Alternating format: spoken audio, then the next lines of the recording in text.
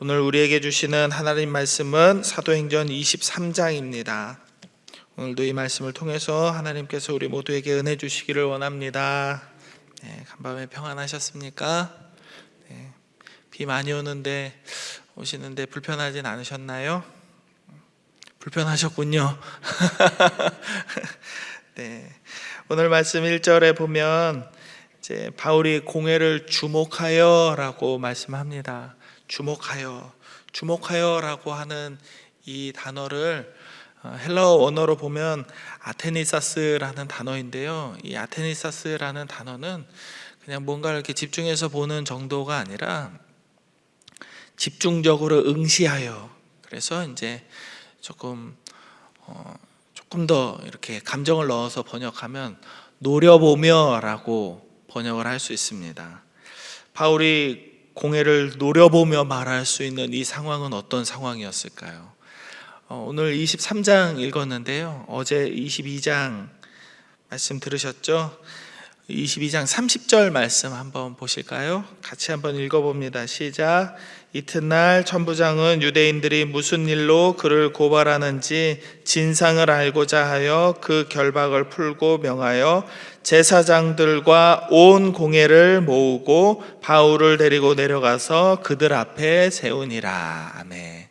제사장들과 온 공회원들을 다 모았어요. 그러니까 성경 좀 읽었다는 사람들, 신앙에 열심히 있다는 사람들은 다 모인 거예요. 이 모여있는 이 상황에서, 공회가 꽉 차 있는 이 상황에서 바울은 공회원들과 제사장들을 노려보듯이 눈을 다른 데로 돌리지 않고 똑바로 응시하면서 말을 했던 것이죠. 바울은 자신을 죽일 수도 있는 사람들이 가득한 이곳에서 조금도 위축되지 않고 그들을 두려워하지도 않았습니다. 바울이 그렇게 할 수 있는 이유가 무엇이었을까요?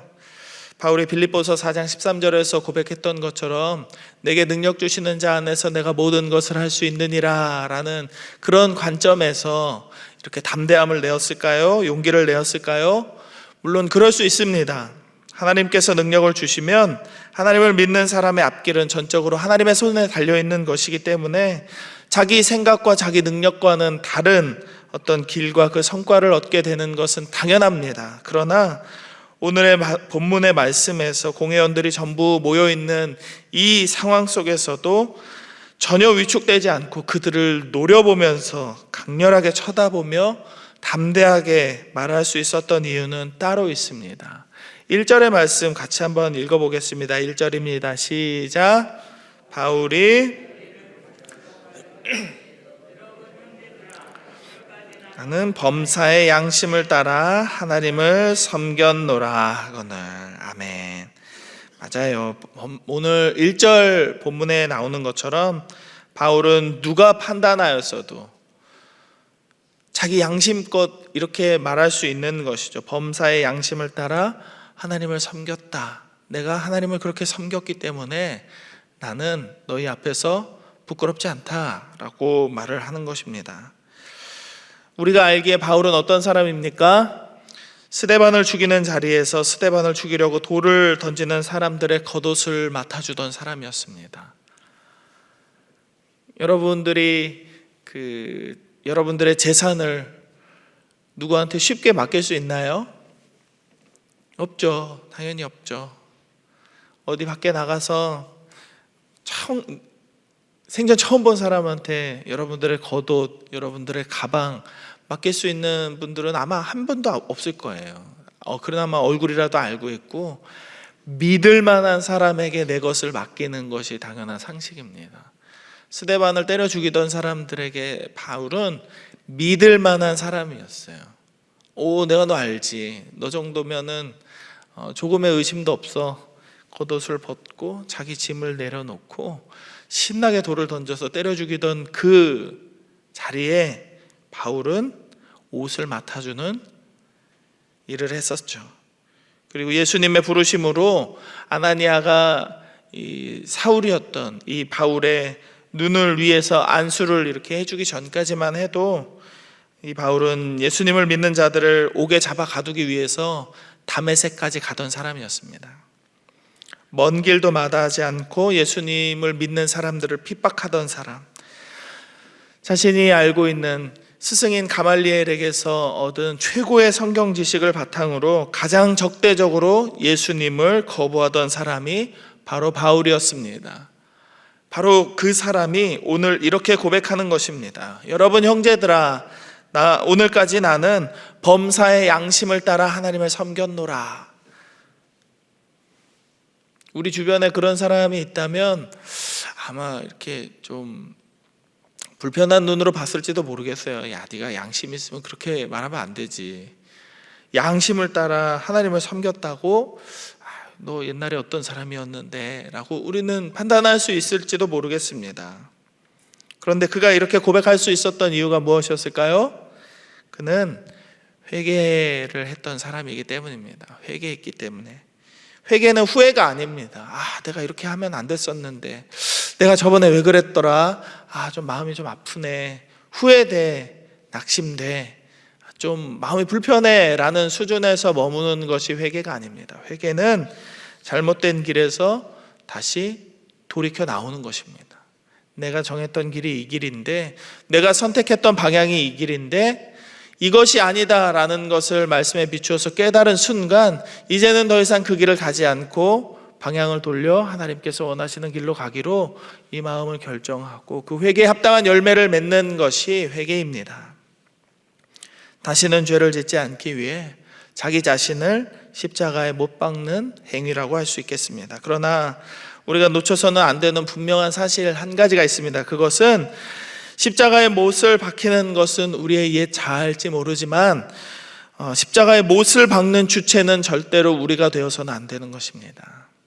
제가 예전에 그 예수전도단 간사가 되기 전에 6개월 동안 훈련을 받은 적이 있어요. 근데 그때 강의 기간에 어떤 강사님이 십자가의 도라는 강의를 해주시는데 그때 이런 이야기를 하셨어요.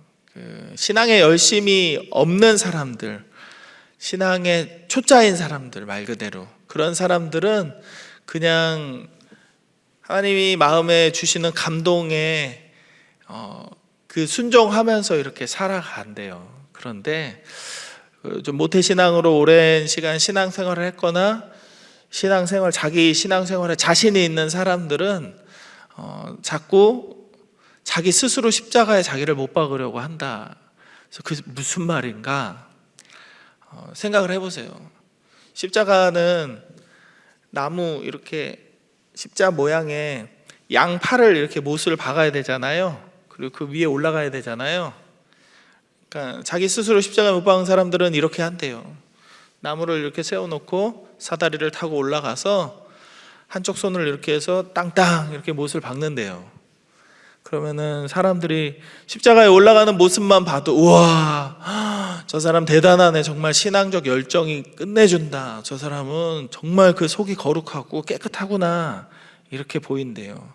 그리고 못을 박는 것을 보면은 사람들이 존경의 눈빛을 보낸다고 합니다. 땅땅 한 손 못으로 바꾸서 이 남은 한 손은 어떻게 할까요? 남아있는 이 손에 망치로 무엇을 할까요? 나는 이렇게 하는데 너희는 이거밖에 못해? 그래서 그 망치로 사람들을 정죄하고 좀 우스운 비유이긴 하지만 자기 스스로 자신을 십자가에 온전히 못 박을 수 있는 사람은 단 한 명도 없습니다.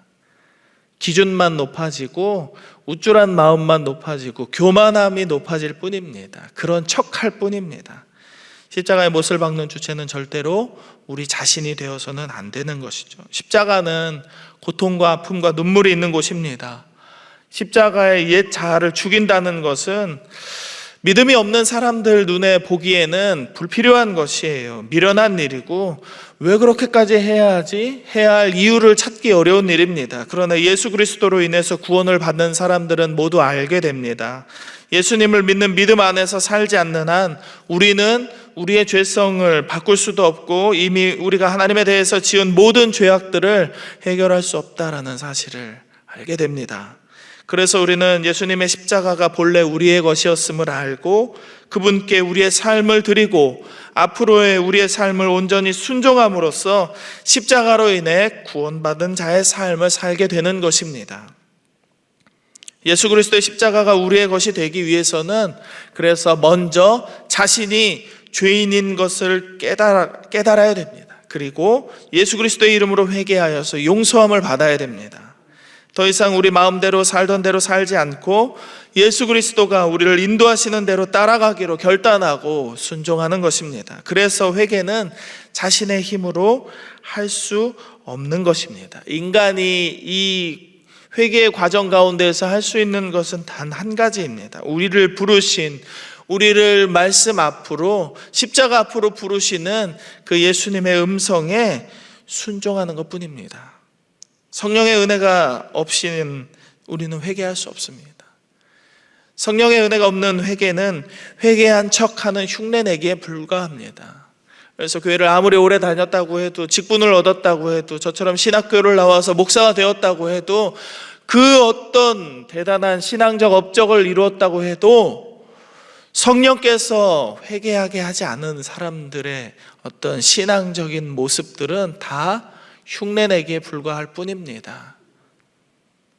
그 삶에 진정한 열매가 있는지, 그 삶의 성공과 실패의 모든 순간에서 하나님께 영광을 돌리면서 겸손한 마음을 유지하고 있는지, 그리고 마지막으로는 신앙적으로 혹여나 실패하는 순간이 오더라도, 낙심하고 절망하는 순간이 오더라도 매번 말씀 앞에 나아가서 경건의 삶을 살아가려고 믿음의 싸움을 싸우고 있는지, 이 세 가지를 보면 이 사람이 정말 성령 안에서 회개했는지를 판단할 수 있는 기준을 우리는 얻게 되는 것입니다. 성령의 열매가 있는지. 성령의 열매는 9가지 열매 있잖아요. 사랑과 희락과 화평과 오래 참음, 자비, 양선과 충성과 온유와 절제입니다. 자기 스스로 충성할 수 있는 사람 없습니다. 자기 스스로 절제할 수 있는 사람은 더더욱 없죠. 절제가 마지막 번이긴 하지만 사실 절제가 제일 어렵다고 생각해요. 인간은 정욕의 동물이기 때문에. 열매를 보면 이 사람이 정말 회개했나, 이 사람이 정말 성령을 받았나라는 것을 우리는 보게 됩니다. 절대로 겉모습으로 판단할 수는 없는 것이죠. 바울의 삶을 보면 이 모든 것이 보입니다. 그는 예수님을 만난 이후로는 더 이상 폭력과 분노와 자기 지식으로 자기 만족과 유익을 위해서 신앙생활을 하지 않습니다. 자기 생각을 절대로 드러내지 않습니다. 아무리 폭력적이고 나쁜 사람들을 만나도 하나님께서 너를 사랑하시는 그 사랑으로 내가 너를 사랑한다, 자기를 때리는 사람들에게도 예수 그리스도를 전하죠. 또한 그 어떤 순간에서도 자기를 높이고 자기 자신을 드러내기보다는 오직 예수 그리스도의 이름이 높아지기를 소망했습니다. 생각을 해보세요. 이렇게 기도했는데 병이 나았어요. 안전병이가 일어나고 안 못 보는 사람들이 눈을 뜨고 귀신이 나갔습니다. 그러면 사람들이 막 박수 쳐주고 대단합니다, 저 사람은 신이야, 신이 저 사람 안에 임했어 라고 막 사람들이 몰려들 거 아닙니까? 그럴 때 마음을 꽉 붙잡지를 못했던 많은 사람들이 이단으로 타락했습니다. 이단으로 타락했어요. 신앙초는 안 그랬고 통일교는 안 그랬습니까? 그 사람들에게도 은사라는 것이 있기는 있었습니다. 우리에게도 있습니다. 누군가는 말을 잘하고, 누군가는 믿음이 있고, 누군가는 성경의 지식이 해박하고, 누군가는 교회 안에서 여러 가지 일들을 잘할 수 있습니다. 그러나 잘하는 것이 문제가 아니라 그것을 통해서 내가 무엇을 하느냐가 중요한 것이죠. 바울은 자기에게 주어진 모든 은사와 하나님께서 맡겨주신 모든 사명을 통해서 오직 예수 그리스도의 이름을 높였습니다. 그리고 감옥에 갇히는 상황 속에서도 찬양과 기도를 멈추지 않았잖아요. 그래서 바울과 실라가 16장에서 감옥에 갇혔을 때 찬양했을 때 막 이렇게 다 풀어주고 막 이렇게 했었잖아요. 성령의 열매를 받은 사람, 성령 충만한 사람은 이런 모습들이 있습니다. 열매가 드러나고요, 그 삶을 통해서 오직 예수 그리스도가 드러나고요, 그리고 마지막으로는 누구에게나 찾아올 수 있는 삶의 어려움과 괴로움과 고난과 고달픔 앞에서 낙심하지 않고 끝까지 믿음의 싸움을 싸워나가는 이 에너지가 이 안에 있다는 것이죠. 그래서 그는 분명히 성령 충만한 자라고 말할 수 있었던 것입니다. 그리고 그의 삶을 볼 때 회개한 이후로 내가 이전에는 그리스도를 가장 박해하던 죄의 중에 괴수였지만 이제는 그리스도 앞에서 가장 작은 자로서 하나님께서 나에게 맡겨주신 모든 사명을 감당하는 사도로서 내가 이 삶을 감당하고 있노라 라고 담대하게 말할 수 있는 것이죠. 회개한 이후로 그는 더 이상 하나님 앞에 부끄럽지 않은 삶을 살았다고 분명하게 그리고 당당하게 말할 수 있었던 것입니다. 바울의 이 고백을 듣고 옆에 있었던 사람들의 반응은 어땠을까요? 2절의 말씀 한번 읽어볼까요? 2절입니다. 시작. 대제사장 아나니아가 바울 곁에 있는 사람들에게 그 입을 치라 명합니다. 야, 제 입 좀 때려라. 더 이상 말 못하게 저 입을 막아버려라 라고 소리치는 것이죠. 저는 이 사람의 모습이, 이런 아나니아와 같은 사람들의 모습이 성령 충만하지 않은 사람들의 전형적인 모습이다라고 생각합니다. 성령 충만하지 않은 사람은 자신이 성령 충만해 본 적이 없기 때문에 다른 이들의 삶도 그럴 것이라고 판단합니다. 그리고 혹시라도 진짜 성령 충만한 사람을 만났을 때 이런 거구나, 자기의 모습을 돌이켜서 회개하고 성령 충만함을 사모하기보다는 진짜 성령 충만한 사람을 만났을 때 지금 이 모습처럼 하나님 앞에 영광을 돌리기보다는 질투하고 분노합니다. 엘리와 사무엘의 모습을 기억하면, 그리고 사울과 다윗 왕의 관계를 기억하면 우리는 이런 것을 분명히 이해할 수 있을 겁니다. 성령 충만한 사람을 만났을 때 반갑고 나도 저렇게 되고 싶다, 그렇게 하려면 어떻게 해야 되나요? 라고 묻고 자기 자신도 그 길을 따라가야 하는 것이 우리 신앙인의 정상적인 모습이지만 우리의 생각과는 다르게 우리의 죄성은 우리를 이렇게 만듭니다. 아나니아가 특별히 나쁜 사람이 아니에요. 다 똑같은 사람입니다. 저도 마찬가지일지 모릅니다. 저도 저보다 대단한 사람을 만나면 시기하고 질투할 때가 있습니다. 와, 정말 나이도 어린데 어떻게 저렇게 설교를 잘하나. 와, 저 사람은 어떻게 저렇게 공부를 열심히 잘했나. 저 사람은 어떻게 저렇게 목회를 잘하나. 이런 걸 보면 저에게도 이런 마음이 안 생기진 않습니다. 그러나 여러분 기억하십시오. 그 종교개혁자 마틴 루터가 이런 말을 했어요. 새가 우리 머리 위로 날아가는 것을 막을 수는 없지만 새가 내 머리 위에 둥지를 틀게 만드는 것은 당신 잘못이다 라고 말을 했습니다. 죄된 마음이, 죄악된 생각이 우리 머릿속을 지나갈 수는 있어요. 유혹이 끊어질 수는 없습니다. 단 한 번도 유혹받지 않는 사람은 절대로 없습니다. 그러나 그 유혹을 받았다고 해서 우리 모두가 똑같이 유혹을 당한 대로 행동하지는 않는다는 것이죠. 이것이 성령 충만한 사람과 성령 충만하지 않은 사람의 차이입니다.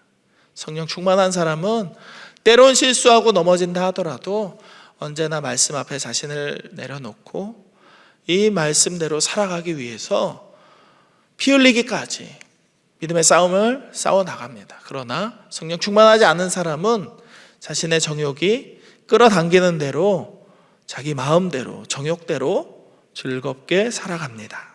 사랑하는 여러분, 고린도후서 5장 17절의 말씀을 기억해 보십시오. 그런즉 누구든지 그리스도 안에 있으면 새로운 피조물이 되었으니 보라, 이전 것은 지나갔으니 보라, 새 것이 되었도다, 이렇게 말씀합니다.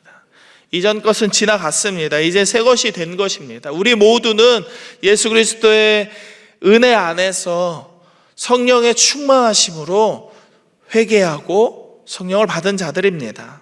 바울도 그렇습니다. 분명히 새 사람이 되었습니다. 그는 예수님을 믿는 사람들을 죽이러 다니는 악한 사람이었지만 회개하고 회심한 이후로는 그는 더 이상 하나님 앞에 부끄럽지 않은 사람이 되었습니다. 저는 우리 모두가 바울처럼 대단한 사도로서의 삶을 살아갈 것이다 라고 생각하지는 않아요. 저 역시도 마찬가지입니다. 그러나 우리 모두는 바울처럼 하나님 앞에 부끄럽지 않은 삶을 살아갈 수 있습니다. 그리고 또 그래야 합니다. 말씀대로 살아가기 힘들다면 기도하십시오. 성령의 충만하심, 성령의 도우심을 구하십시오. 그래야 우리의 죄성을 십자가에 못 박을 수 있습니다. 그리고 이제는 더 이상 육의 사람으로서 육체의 일을 소망하면서 살지 않게 될 수 있습니다. 우리의 자아는 언제나 죄를 사랑하지만 십자가에서 새로운 사람으로 거듭날 수 있도록 성령께서 우리와 항상 함께 하신다면, 그래서 이 우리의 인생, 우리의 남아있는 모든 삶 가운데에서 중생을 이뤄낼 수만 있다면 우리의 삶은 바울처럼 담대한 삶이 될 수 있으리라고 믿으시기 바랍니다.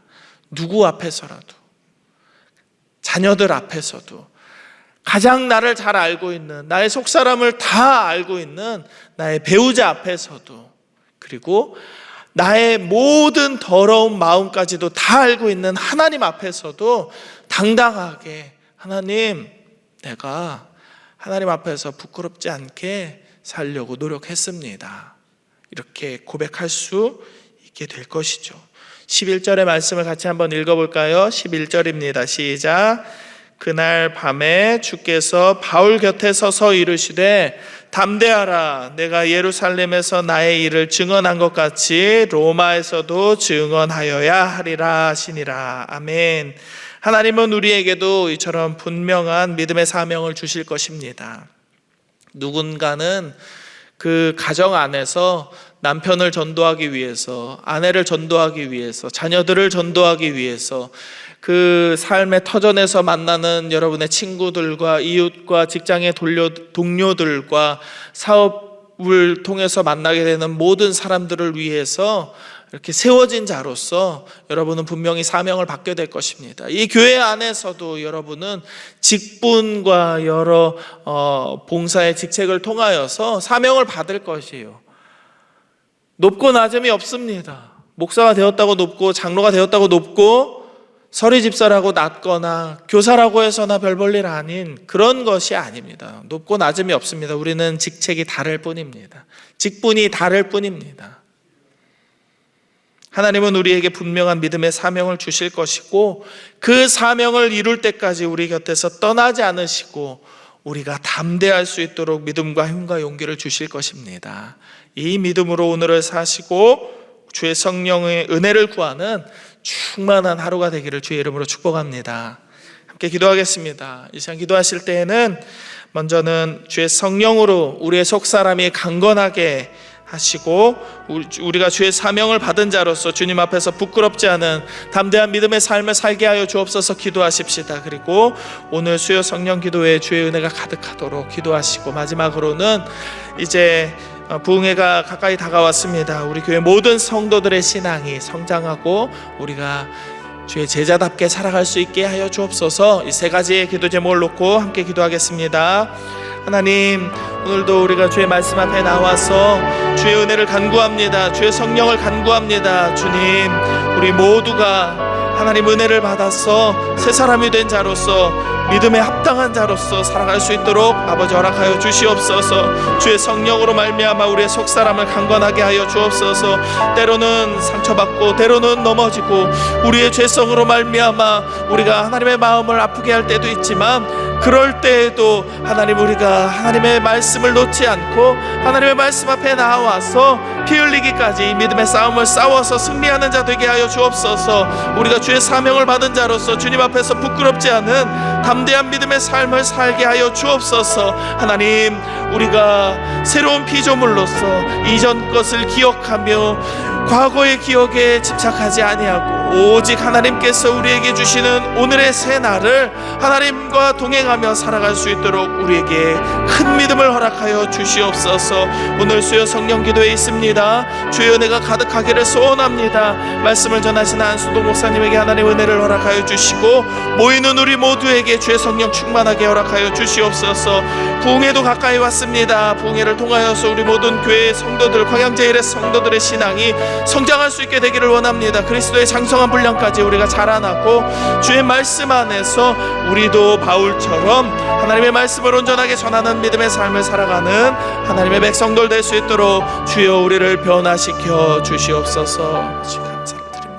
하나님, 우리가 주의 성령의 은혜를 간구합니다. 우리의 속사람을 강건하게 하여 주옵소서. 우리가 믿음의 싸움에서 때로는 질 수도 있고 때로는 넘어질 수도 있고 함께 신앙생활하는 많은 자들의 말과 행동과 그들의 눈빛을 보면서 상처받을 때도 있지만 하나님, 우리가 오직 하나님만을 바라보며 하나님께서 저들을 사랑하시는 그 사랑으로 우리도 저들을 사랑하게 하시고 우리 자신도 사랑하게 하시고 하나님을 믿는 믿음 안에서 담대하게 오늘을 살아내게 하여 주시옵소서. 주님, 우리가 바울과 같은 담대한 마음을 얻기를 원합니다. 하나님 앞에서 부끄럽지 않은 삶을 살기를 원합니다. 주여 우리에게 믿음을 허락하여 주시고 주의 말씀으로 말미암아 주의 성령으로 말미암아 우리의 속사람이 날마다 충만한 은혜를 얻게 하여 주시옵소서. 오늘 수요 성령 기도에 있습니다. 말씀을 전하시는 한순옥 목사님에게 은혜를 주시고